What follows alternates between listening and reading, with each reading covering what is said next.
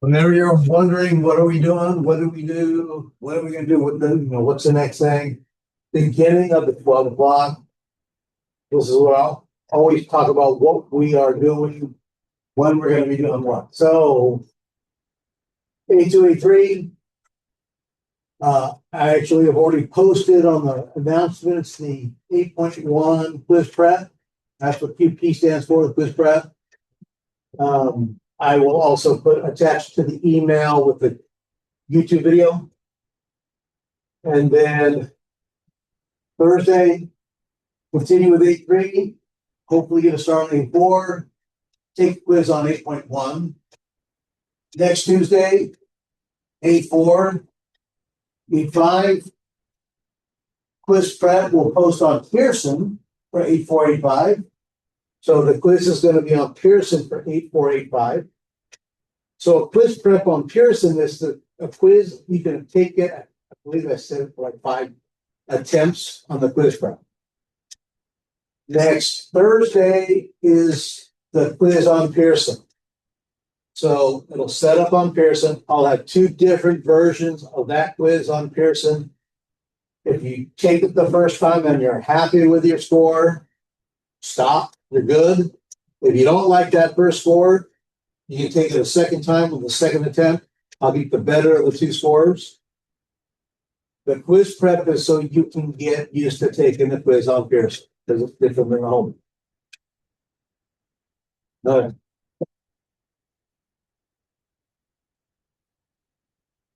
Any questions?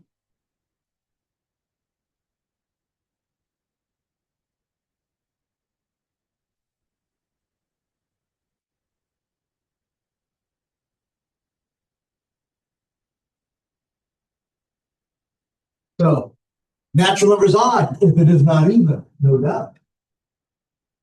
The following are all equivalent definitions. Counting numbers odd if there is a remainder when you divide by 2. That remainder has to be equal to 1. If you have a remainder of 2, then it's not odd. If it's odd, it's going to be a remainder of 1. The counted number is odd if it cannot be factored into 2 times another number. Counted number is odd if there is one thing left over when you divide that number of objects into 2 equal numbers. It's always about one left over, remainder of 1.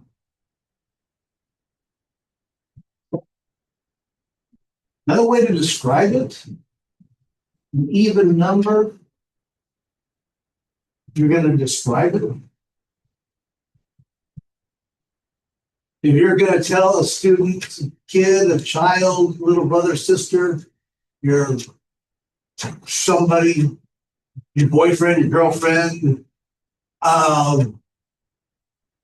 look for this characteristic if you want to find an even number. Look for this. This is how you can tell an even number from an odd. Without how to do division.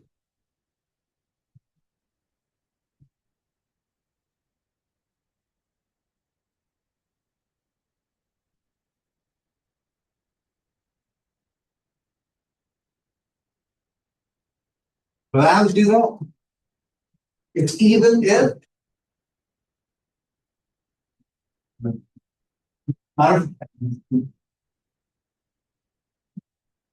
without even doing that. If I'm looking at a bunch of numbers, how can I tell the evens from the odds? How can I tell what it evens? Actual numbers, 8, 13, 26, 5. How can I tell that's even, that's odd, that's even, that's odd? Just by looking at it. Not without doing the division, without making the groups, looking for one leftovers.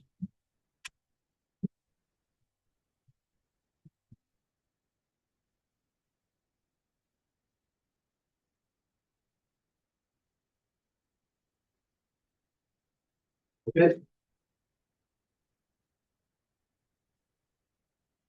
Good. Is it?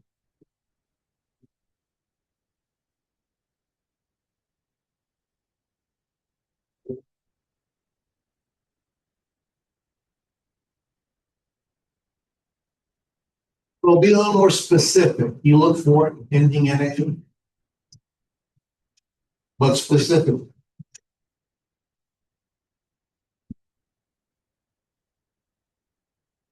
Zero, 2, 4, 6, or an 8. Put it into the 0, 2, 4, 6, or an 8. Those are all going to be, no matter what, whatever, when you see them, those will all be given up. Any number that ends with a 0, 2, 4, 6, or 8, it will be even. Then it's a 1, 3, 5, 7, 9, 29.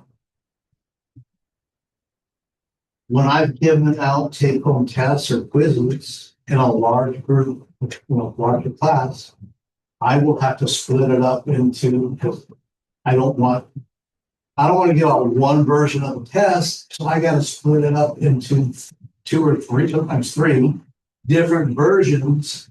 And what I'll do is I'll split it up by their last digit of their ID number. If the last digit of your ID number is an odd number, you do this version. You take this file. It's odd number, this file, even number, this file. So hopefully it comes out a little random. I've also done, if the first letter of your last name is A through E, you get this file. And then F through M, you get this file. And then N through C, you get the other file. I always go through and I always count. So I make sure it's split up even. I've even had to go through if the last digit of your ID number is prime. Because odds and evens didn't come out even if we didn't have the same amount. So I would have to do it by prime number. And that would be just, try to mess with it too. There was one year I labeled the quizzes, the take-home, it was actually a take-home test by the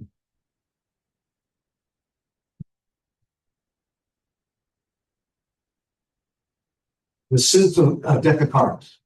So spades, hearts, diamonds, or clubs. And then I had them come up and draw a card. So if they drew a heart, then they pick one out of the hearts list. Club stack. If they drew a club, they had to do one from the club stack. So then it was random.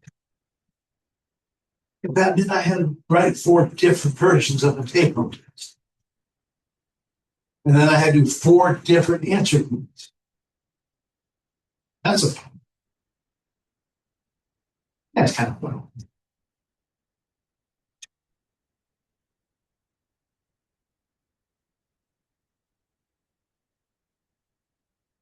A lot more careful. The image below demonstrates how one can quickly visually determine whether a group of objects is even or odd, using the last definition of even and odd that was stated above. So last definition, a counting number is odd if there is one thing left over when you divide that number of objects into 2 equal groups. So even, nobody left over. Odd,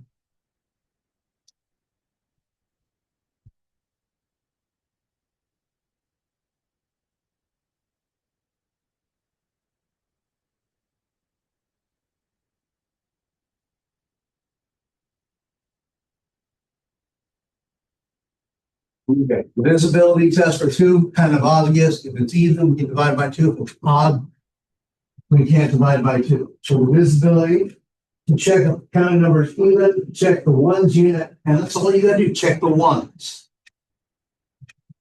That ends in a 0, ends in a 2, 4, 6, or 8, you can divide by 2.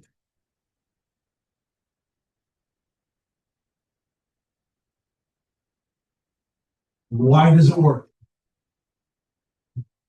Why can we determine whether a counting number is even or odd just by looking at the ones? This is where proof comes in. This is the higher level of being in the college course, not just saying, well, if it's even, you can divide by 2. Well, it makes a lot of sense. Okay, what else we got? Why? So below, we got a little proof. Substitute for any number in thousands.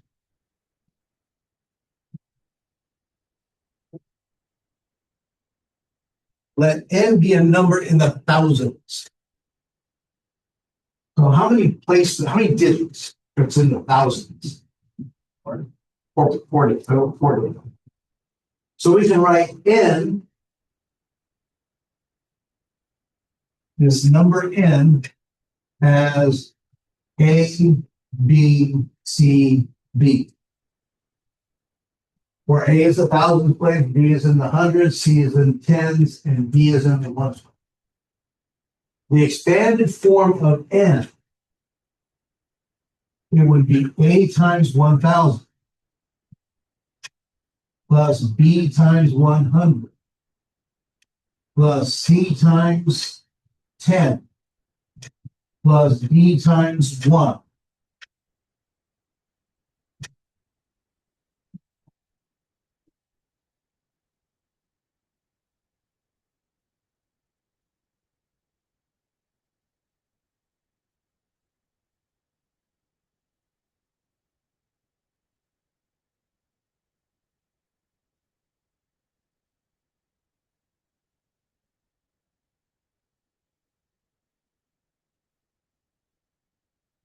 Use really, use the F word here. Back here. The first 3 terms, A times 1,000, B times 100, C times 10. These first 3 terms are even because 1,000 is even, 100 is even, and 10 is even. These first 3 terms are even. So we can factor a 2 out of these first 3 terms. So let me clean this up that I wrote. We're starting with A, B, C, D. This is just some number in the 1,000. So it's A times the thousands place plus B times the hundreds plus C times the tens, and then some units value, D. And what we're going to do now, since these first 3 terms are even, I'm going to take a 2 out of the first 3 terms, and I have A times, this is now 500, plus B times, divide by 2, and I'm going to get 50, plus divide by 2, I'm going to get C times 5. Now, I know I could have taken out something bigger. I could have taken out 10, but I'm not trying to prove anything about 10. I want to prove 2. I want to prove that it's even. Now, D is still on the outside.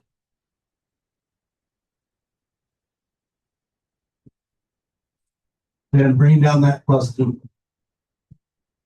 This part was even. These 3 even, because it's placed out. Still, is the whole number even? You're having to look at that last digit. So here's where the proof comes in.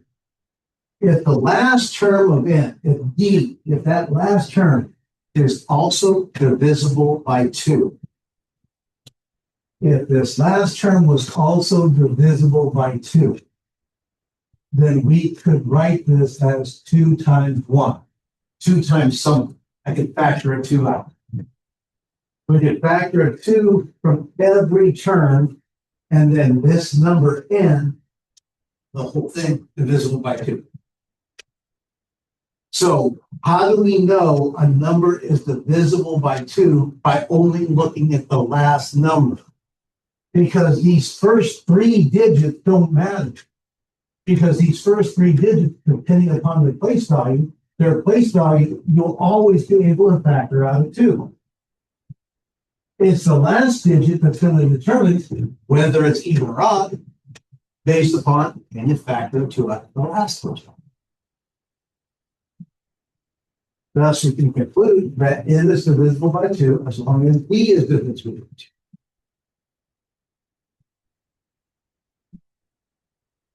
2.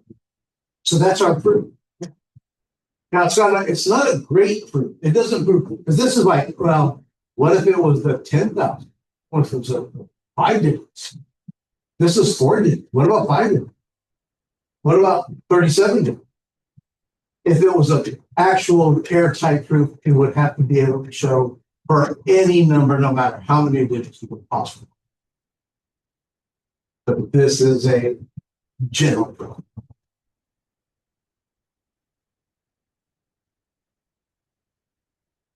Almost more like a demonstration. Yeah.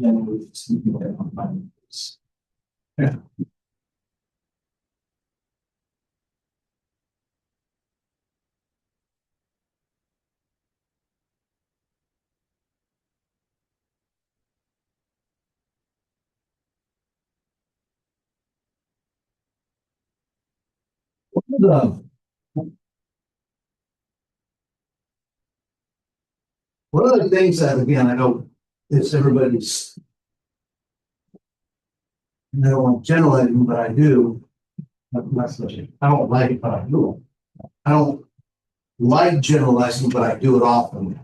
Not everybody loves word problems. But one of the things that comes up in the word problems is you have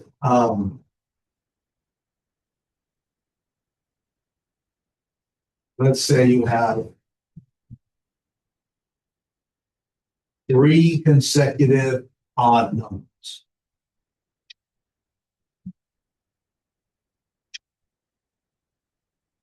Well, how can you determine the fact that you're writing the first number is odd to begin? Well, even number is always divisible by 2, so an even number would have to be 2 times, let's say, k. So k can be any integer. If you put a 2 next to it, no matter what, it's now an even number. So how do I make it odd? I could take, so this is always even. To make an odd look out of this, I can go 2k and then minus 1. If I take away 1 or 2k plus 1, I've now added 1 or subtracted 1 from an even number, which is now going to make it an odd number.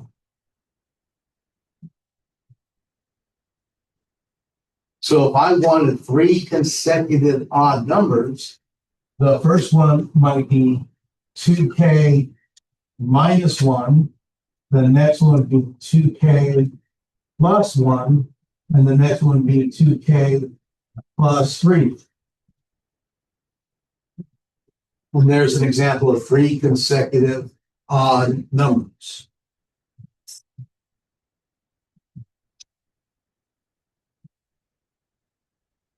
Give me an odd number between 11 and 19. 15. So this is 15, which would be 2 times 8 minus 1. Then this would have to be 2 times 8 plus 1. And this would have to be 2 times 8 plus 3. The next odd number would be 17 and then 19. 16 plus 1 is 17. 16 plus 3 is 19. So that expression, 2k minus 1, 2k plus 1, 2k plus 3, is an expression of how we can write a general form for 3 consecutive odd numbers using algebra.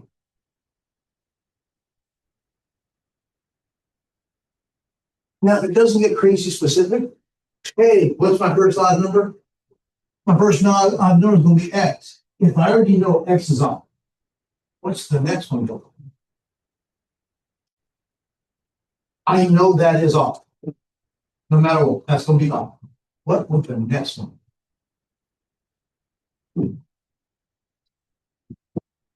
Well, the next odd number, how would I write it using that as my first odd number? Simpler. If this was 5, the next odd number would be 7. So if my first number is x, what's the next odd number? How do I go from 5 to the 7? X plus 2. The next one would be 9, so this would be x plus 4. But if you know you're starting with an odd number, you know you are starting with an odd number, the next odd one is just add 2. But over here, how do I make sure I'm starting with an odd number? It would have to be even and either subtract 1 or add 1 to make sure it's odd. It depends upon the context of the problem. This is not one size fits all. It depends upon the context of this.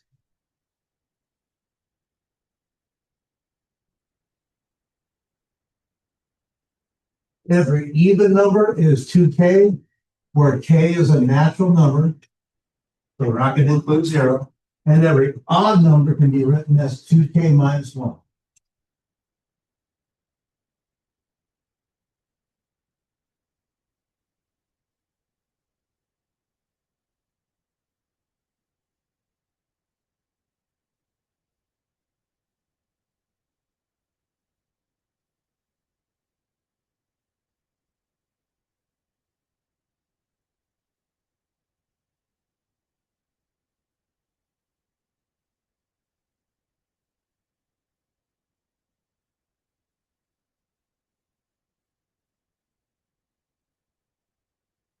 If you add an odd number and an even number, what kind of number are you going to get?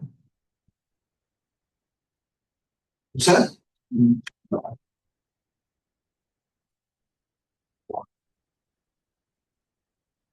Give a general answer / proof, not just a specific example. So, in other words, if you're answering this question, what kind of number you're going to get? So your answer is you're going to get an odd. And then you got to do this part, give a general answer, not just a specific example. Because someone might just say, I'm going to add an odd, so 5 plus an even, 5 plus 8, I get 13. There, hey, look, I get an odd. That's not good enough. That's not good enough, so we want a general answer. No. Yes, we know this is odd, and that's an even, and we ended up getting an odd. But we just got done saying any odd number is equal to 2k minus 1. And every even number can be written as a 2k.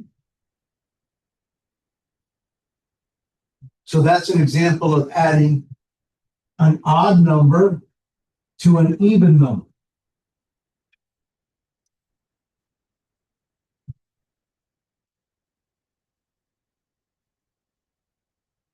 If I take this, always going to be an odd number no matter what, and that's always going to be an even number no matter what, I get 4k, which is even, and then minus that 1. An even number minus 1 is always going to be an odd number.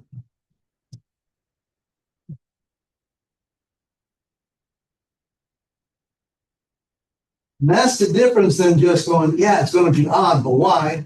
Well, 5 plus 8, that's 13, that's odd. 7 plus, 10 is 17, that's odd. That's the difference. What about adding? That's okay. What if we add 2 odd? Odd plus an odd. What are we going to get? We're going to get an even. When you think about just a numerical example in your head, 5 plus 5 is 10, that's even. 3 plus 3 is 6, that's even. Am I ever going to get a contradiction? I don't think so. But if I go an odd number like 2k minus 1, and then plus, 2k plus 1. I just add something like that. I know this is odd. I know that's odd. Any kind of odd you can think of. Then this is going to give me 4k. And then that cancels out. I'm going to get an even number. An odd plus an odd is always going to be an even.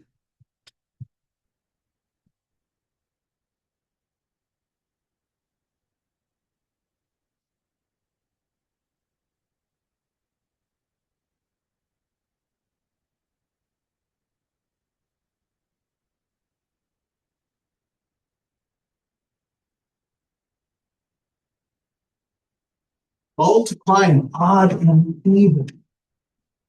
So I would always start with an, I want to know what the answer is before I try to do it. Mentally, odd times an even. So 5 times 6. 5 times 6, odd times even, 30. Is that always true? How about 8 times 9? That's 72. I get an even. Looks like. So if I go an odd times an even, 2k minus 1. There's my odd. Times my even at 2k.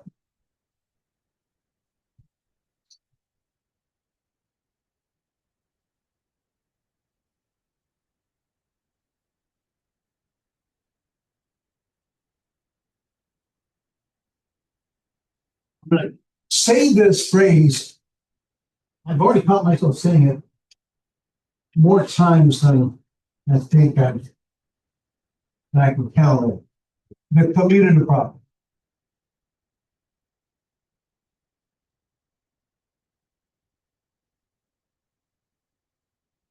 And in this case, it's commutative property of multiplication.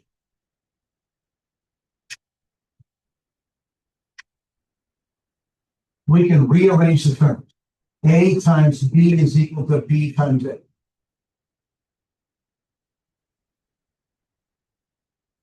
Five times 4 is the same as 4 times 5. So I'm going to trade places. 2k times 2 times k minus 1.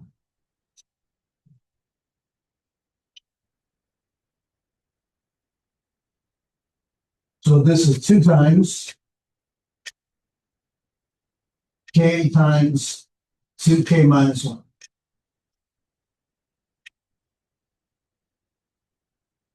I have this factor of a 2 times that factor of a k times this factor of k minus 1. So technically, there's a factor of 2 times the whole thing.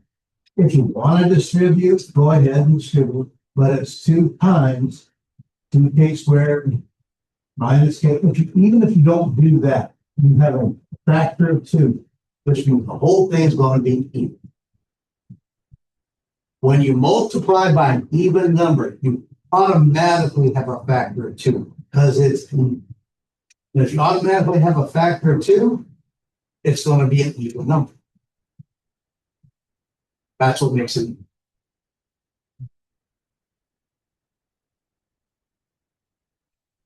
If you multiply 2 odds, can we get an even?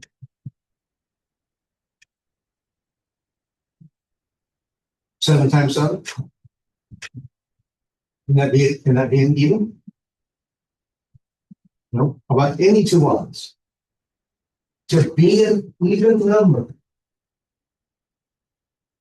2k minus 1. How about 2j minus plus 1? So that is going to be an odd. That's going to be an odd. Okay? They don't have a common factor of a 2. If you multiply this together, you're going to get 4kj. We're going to get plus 2k minus 2j plus 1. You don't have a common factor if you multiply the whole thing. If you don't have a common factor, yeah, you don't have an even number.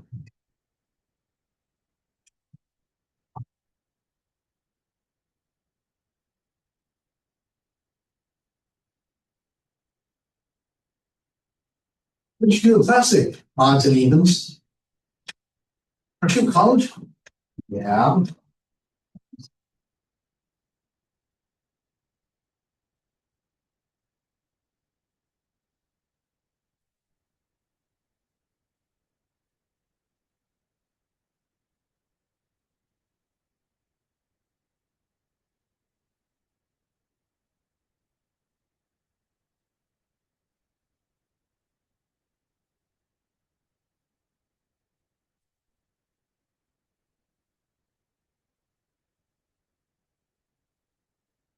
Let's look at these number 2 and 3. If you add 3 odd numbers, will the number always be odd? If so, if the answer is yes, give a proof. If it's not, give a counterexample. In other words, show an example where it wouldn't.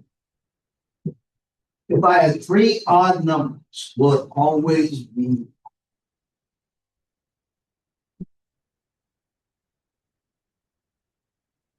What's going to happen if I had 2 odd numbers? Add. For this add. So if I add 2,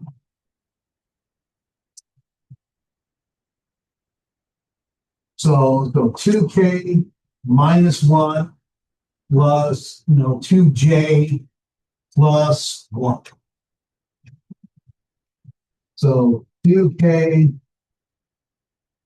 plus 2j minus 1 plus 1 cancels out. If I add 2 odd numbers, am I going to get an odd or an even?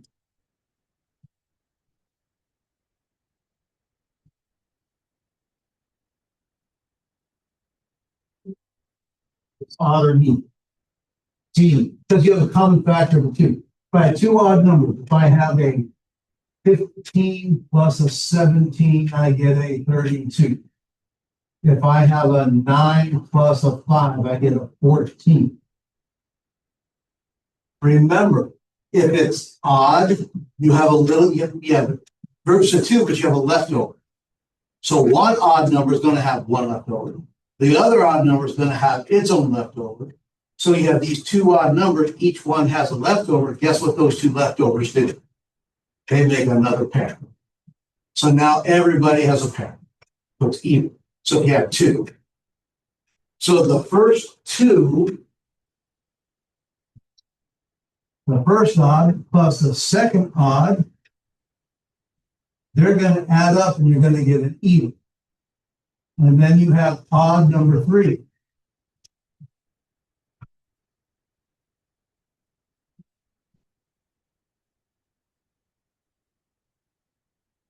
What are you going to get? Odd. Even what's odd in the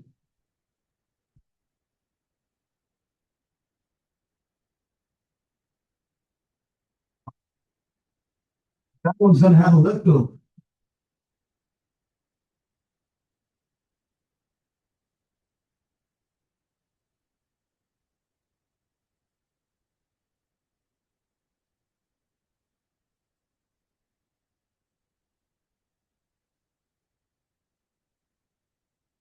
So if I had 2k minus 1 plus 2j minus 1 plus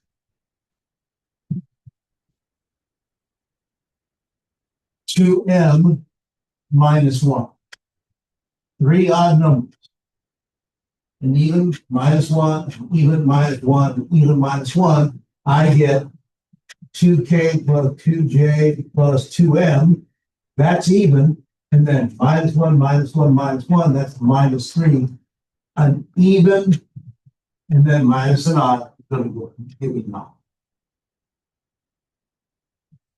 You're not going to be able to skip the odd.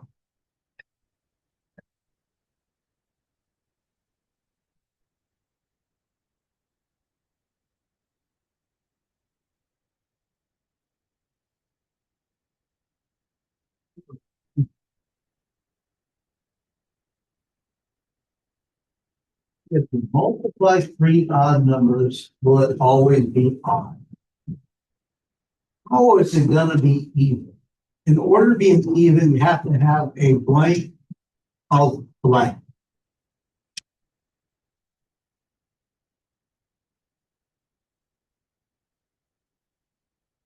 You have to have that F word of blank, a factor of 2.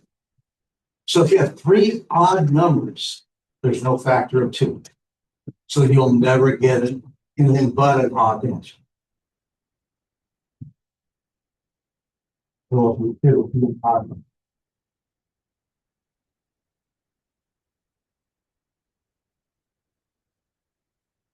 Let me find one that has a counter. Well, of course, there's none of them.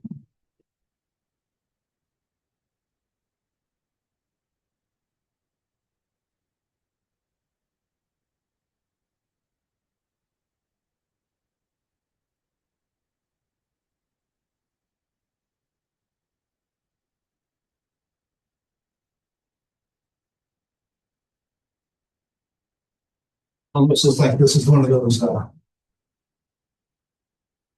picture inside the dots. Without counting all of the dots, does that represent an even or an odd total number?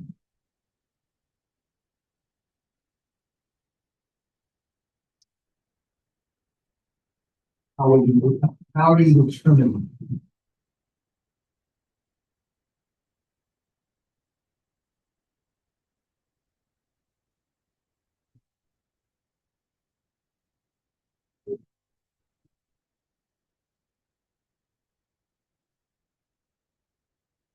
If it's even, we're going to be able to make groups of 2.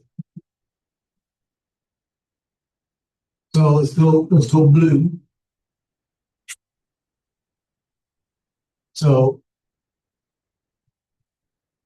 there's one group of 2, those 2 slopes. And then there's a second group. And then there's a third group. So pairs up, pairs up, pairs up. So we have an even number of blue dots. And then for the pink, we have green 3, green 3, green 3. So one pair, another pair, and another pair. There's an even number of those, and then you have one pink top left. That's an odd number of dots.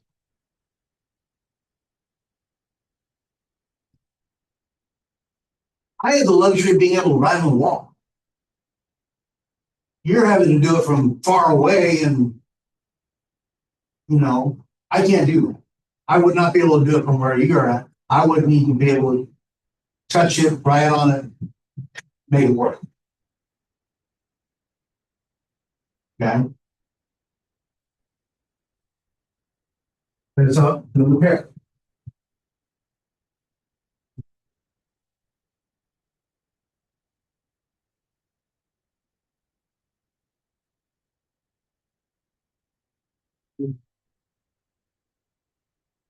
Textbook homeworks.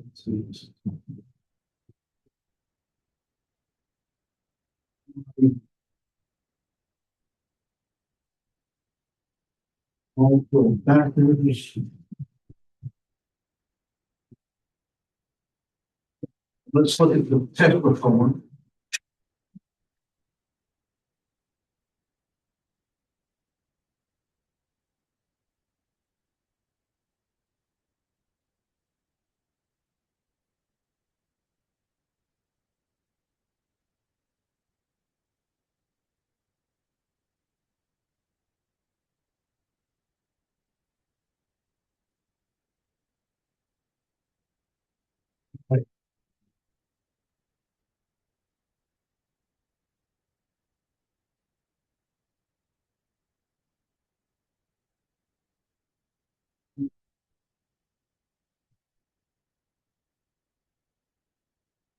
Okay, so this notation.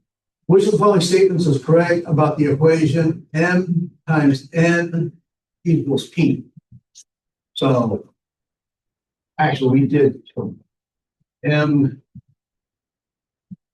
See, I can't even see the whole dang problem. And that's why I printed mine out.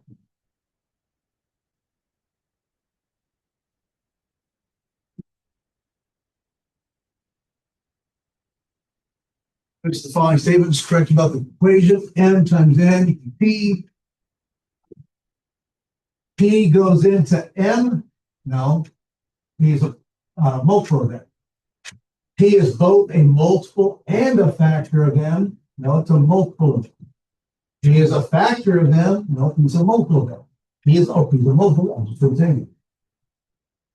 If it was a factor, it would go into it, so we divide it even. List the factor, list the factor, list the factor. Here's 8 of factors, was 8.22. None of it does. Here's the second number of factor of the first. We did everything.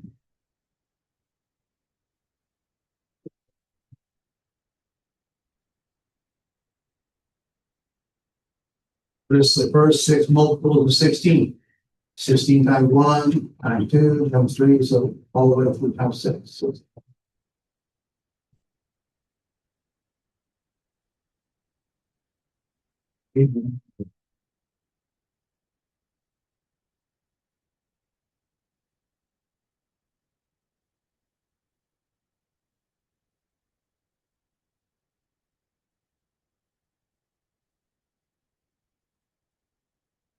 8, 2.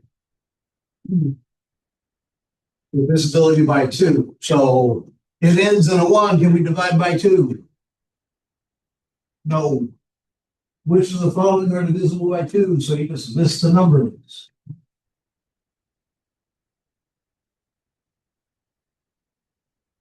Make sure you have Aspen ready for some of these questions for homework.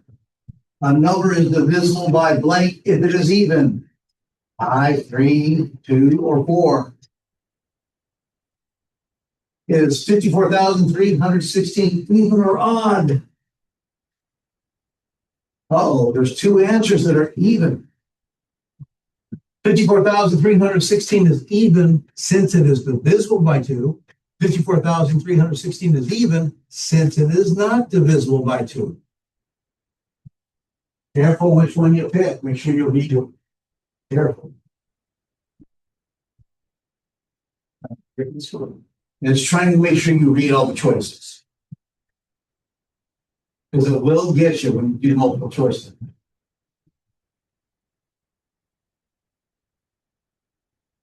That's still, it's a slope. A total of 7 questions on 8.2.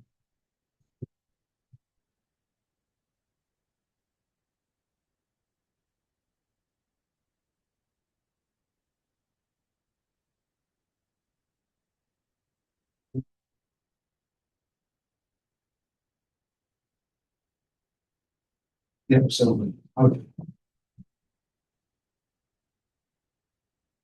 Rules. Okay, so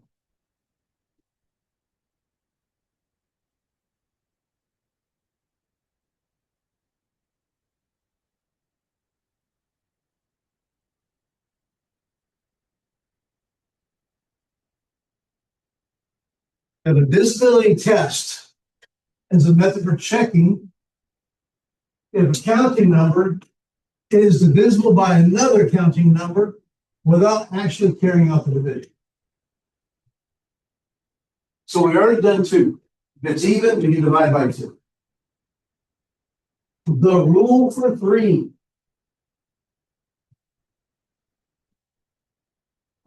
A number is divisible by 3 if the sum of the digits is divisible by 3. So check if a counting number is divisible by 3. Check the sum of the digits. Add up the digits in the number. If 3 goes into that number, you can divide the number by 2. So 456. 4 plus 5 plus 6. 4 plus 5 is 9. 9 plus 6 is 15. 3 goes into 15 evenly. 15 divided by 3 is 5. Since 3 goes into 15, 3 goes into 456. So without actually doing it, you can test it first, and then now you can go ahead and divide by 3. Instead of, okay, I'm going to have to figure this out, see if it works. And then whether it works or not, we'll move on. But now we know. Was it 1 time there? We got 1, 5, 6 left over. 5 times here. 6 left over, and then 2 times. 3 times 100. I know you have calculus. I know you can just do it much more quickly. But again, it's the question. If you're teaching elementary school, you better not let them have a calculator. You don't let any kid have a calculator until they're in geometry doing sine, cosine, tangent. And then you take it away from them until they get the trick. And they're doing sine, cosine, tangent. You have kids, don't let them touch a calculator until they do sine, cosine, tangent. Until they need one. Don't ever let them do it for fractions. That'll ruin. That's why they hate fractions.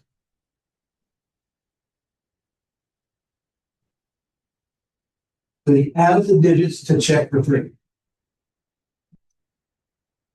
So looking at C here, 1,234,567. So 1 plus 2 is 3. 3 plus 3 is 6. 6 plus 4 is 10. 10 plus 5 is 15. 15 plus 6 is 21. 21 plus 7 is 28. 3 doesn't go into 28, so 3 is not going into that one.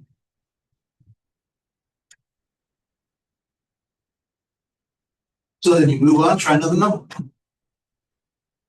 You know, 4 doesn't work because it's equal. That's right. Doesn't end in 5 to 5 work. 6, 9, 1. And then we'll go 7, 8, and so on. 3 is incredibly efficient and convenient to do really quick. However, an important question that should be answered is, why does it work?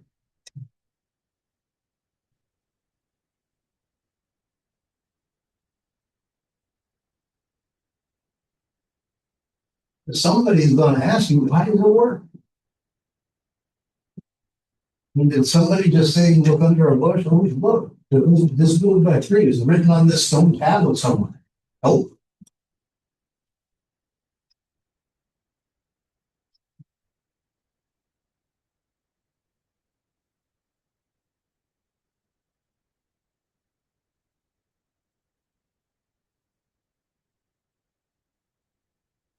Going to the 1,000. We're using number 1,000 for simplicity, but the argument will hold for any number. Let n be a number of 1,000, so we're going to write it as A, B, C, D.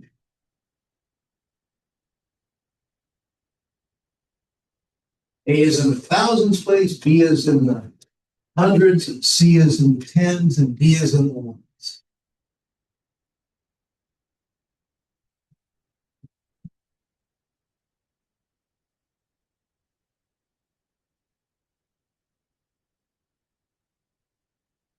So A times 1,000 plus B times 100 plus C times 10 plus D.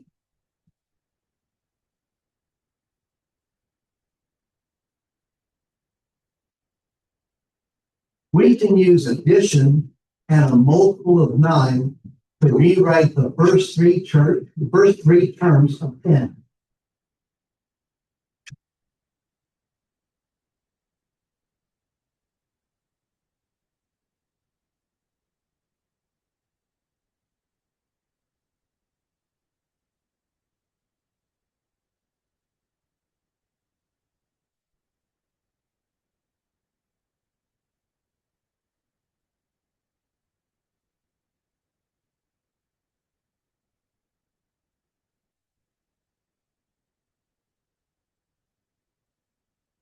issue.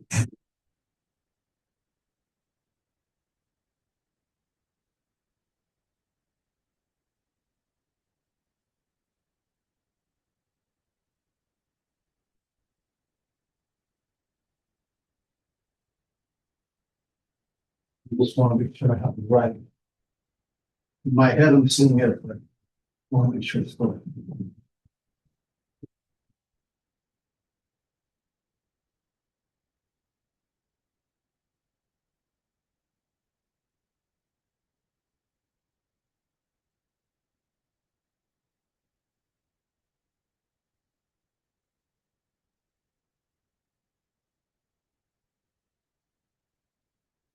So this is A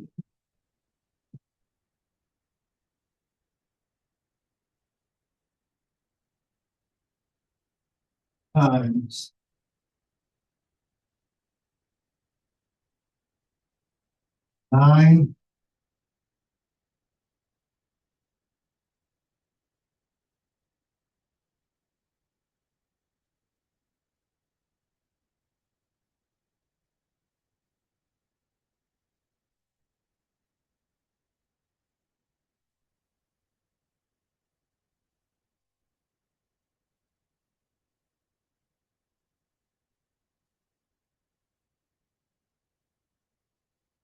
9 times 111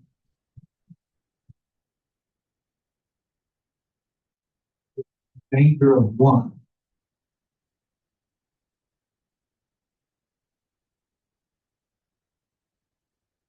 plus B times 9 times 11 plus 1. This is 99 plus 1. This is 999 plus 1. And then this is C times 9 plus 1. And then plus B.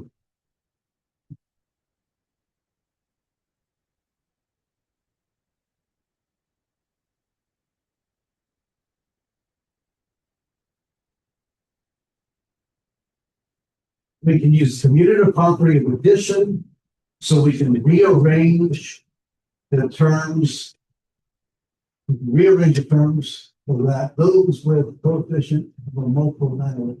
Okay.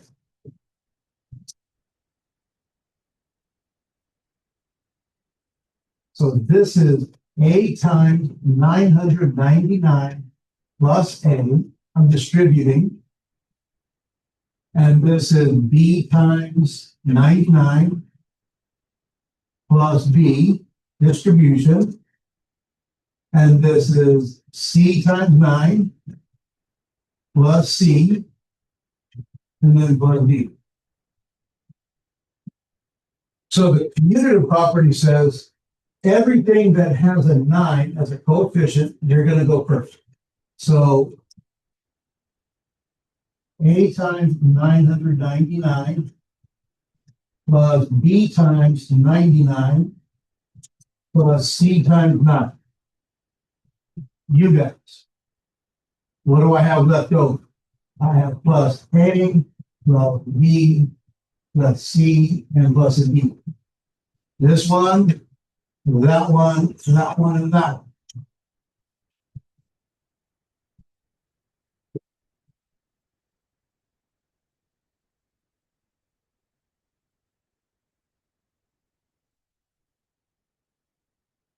The first three are multiples of 3 because it has a 9 in it.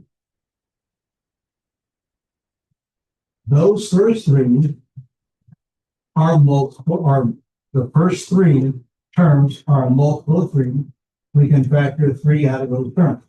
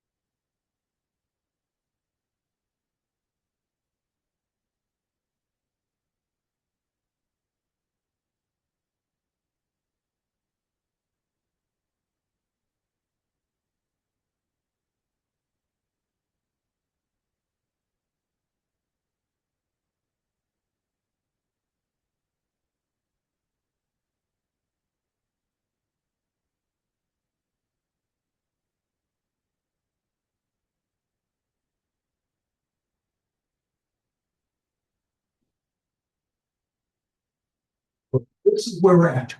You started with A, B, C, D. A times 1,000, B times 100, C times 10, D. 1,000 is 999 plus 1. Okay. 100 is 99 plus 1. C is 9 plus 1. So then we were able to rewrite that A times 1,000 as A times 999 plus an A by itself.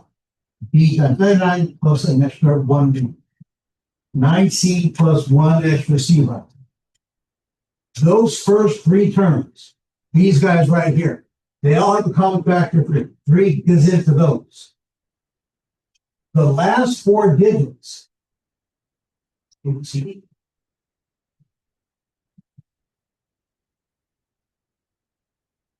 if the sum of A plus B plus C plus D is also divisible by 3, we know these are going to add up to something divisible by 3 because it has a factor of 3. If these add up to something that 3 goes into, then the whole thing is divisible by 3. So that accounts for every single digit, A, B, C, and D. The first 3, because I was able to rewrite them in terms of 9. So 3 goes into all of them. And then you have the individual values of whatever the number for A is, the digit for D, the digit for C, the digit for D. If those digits add up to something that 3 will go into, 3 goes into the whole thing. So the place values don't matter. It's what those digits are. Are you going to have to do that? No. Are you a math major? No. But here's the deal. We don't make the shit up.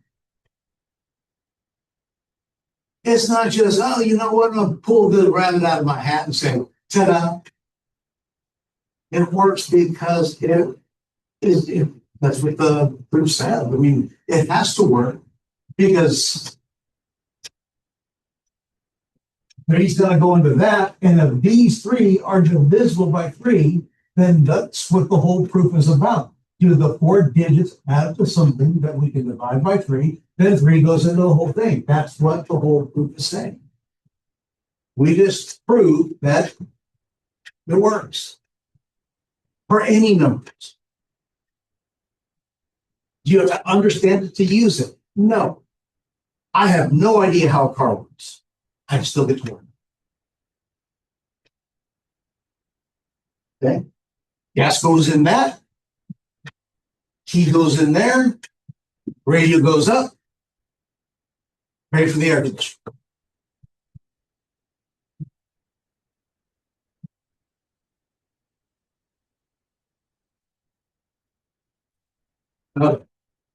The test for 4.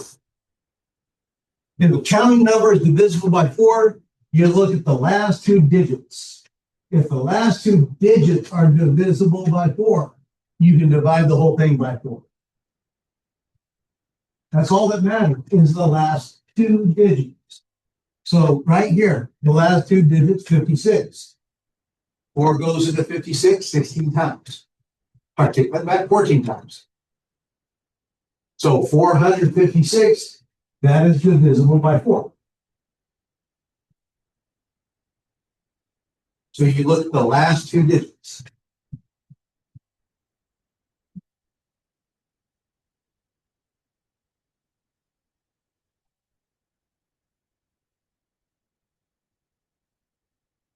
it's divisible by 4, then it has to work twice. 9,952. Does 4 go into 52?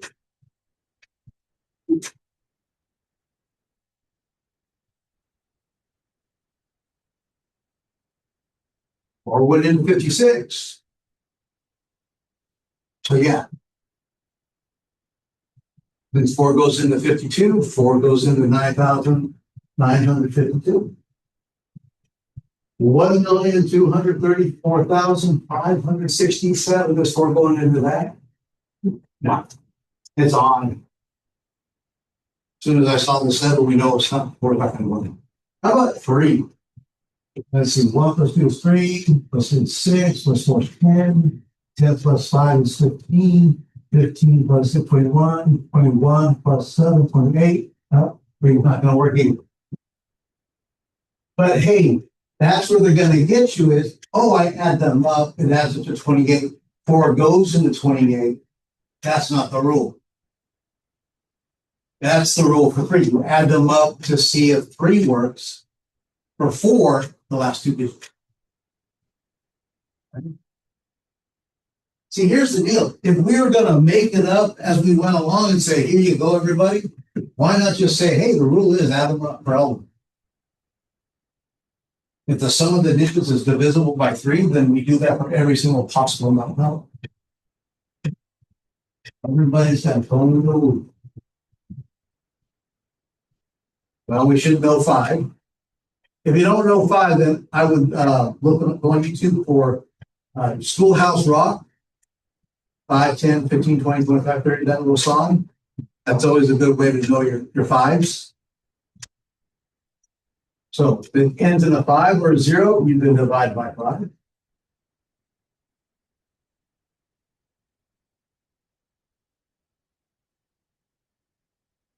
If you've already checked to see if it was even, because it's even, you can check by looking, and you've already tested for 3. If 2 and 3 both work, then 6 works. If 2 and 3 both work, that's the rule for 6. Because if it's going to be divisible by 6, it has to be divisible by 2 and 3. Okay. So 4 plus 5 is 9. 9 plus 6 is 15. Can 3 go into 15? Yes. And it's even. So 3 works and it's even. So 6 is going to go in. 9 plus 9 is 18. 18 plus 5 is 23. 23 plus 2 is 25. It's even, but is it divisible by 3? No. So 6 isn't going to work.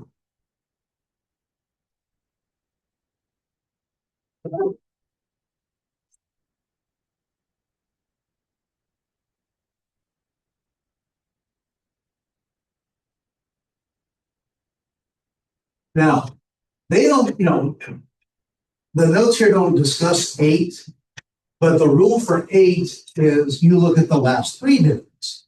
So if it's even, you look at the last digit. If it's a multiple of 2, it's even. For 4, you look at the last 2 digits. If the last 2 digits are divisible by 4, you can divide by 4. For 8, you look at the last 3 digits. If the last 3 digits are divisible by 8, you can divide by 8.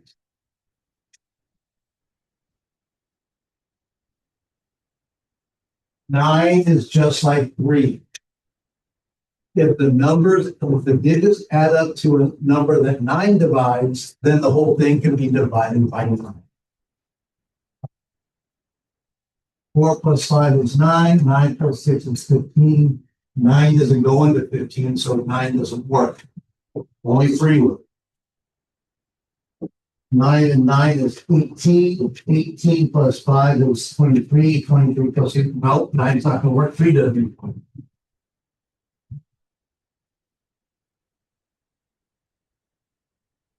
2 plus 3 is 6. 2 plus 3 is 5. Plus 4 is 9. 9 plus 5 is 14. 14 plus 6 is equal to 20. 20 plus 7 is 27. 9 goes into 27. So I can divide this by 9. Okay. The rule for 7.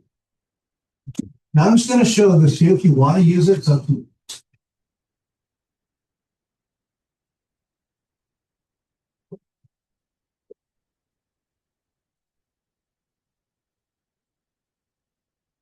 You take the last digit, just the last digit, and you multiply by 2.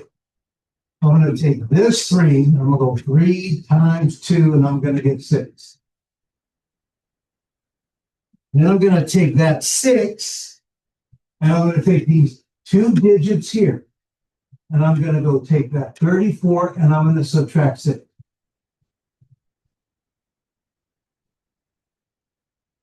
34 minus 6 is what?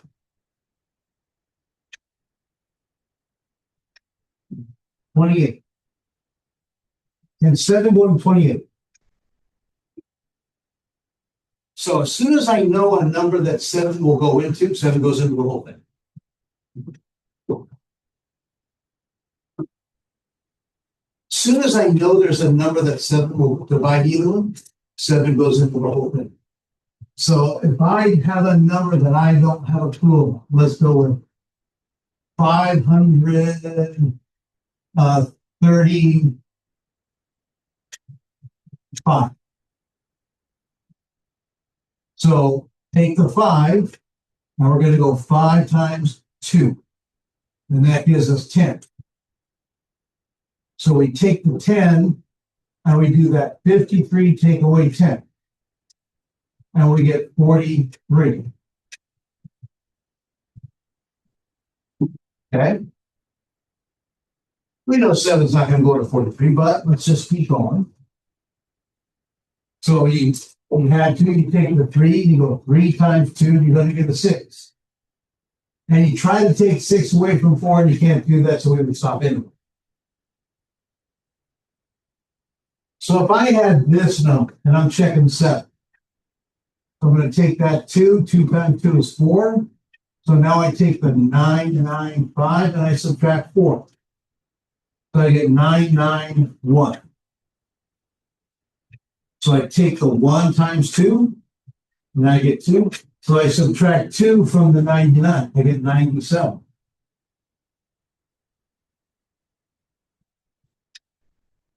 So if I'm not sure, I'm going to take that 97. I'm going to go 7 times 2. I get 14. So then I'm going to think I can take 14 away from 9. No. So since I can't take 14 away from 9, done.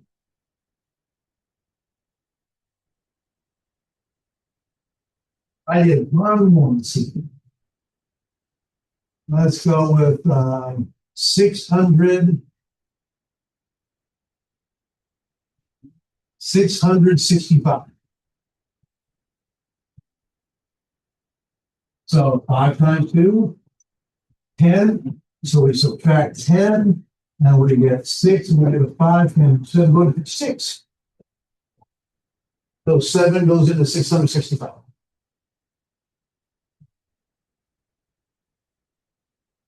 It involves work to do the 7, which is probably why it's not widely taught. Try to get students to actually do work to figure out if there's work you can do. No, it's a losing proposition.